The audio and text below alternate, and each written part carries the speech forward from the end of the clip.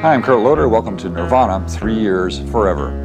10 years ago this month, the music world was rocked by an event from which it arguably still hasn't recovered.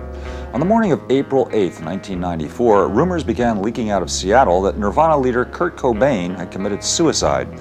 By the afternoon, those rumors, unbelievably, had proven to be true. A self-inflicted gunshot to the head had silenced a uniquely gifted artist and instantly ended the career of the most charismatic band of the 1990s. Popular music was pretty much a sea of goo as the 90s got underway. Debbie Gibson, anyone? Michael Bolton? Paula Abdul?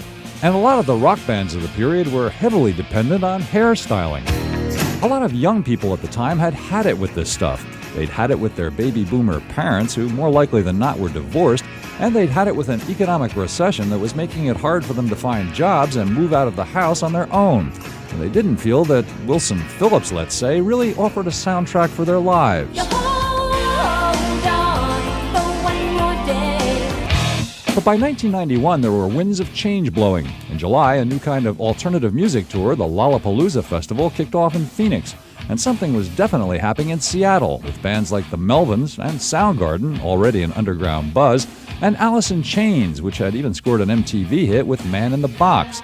Yes, Seattle, with its thrift store chic and its grunge rock music, was a whole new scene. It was incredible. Like, people were, diving all over each other and falling down drunk and smiling and just vomiting and having a great time. It's just, there were no inhibitions at that time. So everyone decided, let's have fun. The band that would become Nirvana was formed by Kurt Cobain and Chris Novoselic in 1987 in Aberdeen, Washington, the logging town where they'd both grown up. I didn't see much future for those guys. They're pretty much bordering on retarded, bums, basically unemployed, and rock and roll made them millionaires.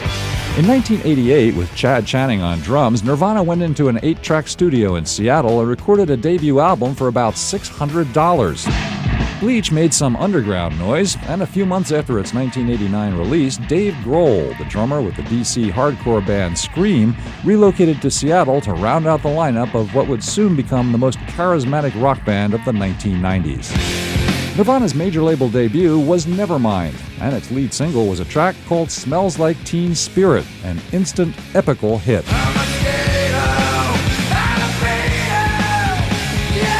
We weren't aware of our stardom. We just got reports every once in a while, hey, you guys are on the top 40, like, really? Smells Like Teen Spirit was an electrifying anthem, and the video for the song, heavily rotated on MTV, made Kurt Cobain an international star.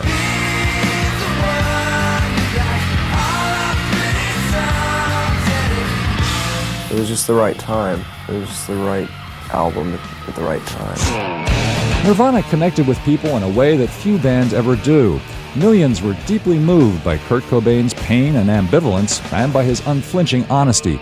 But Cobain himself, who had nothing but contempt for corporate rock stars, was overwhelmed by the stardom that had suddenly engulfed him.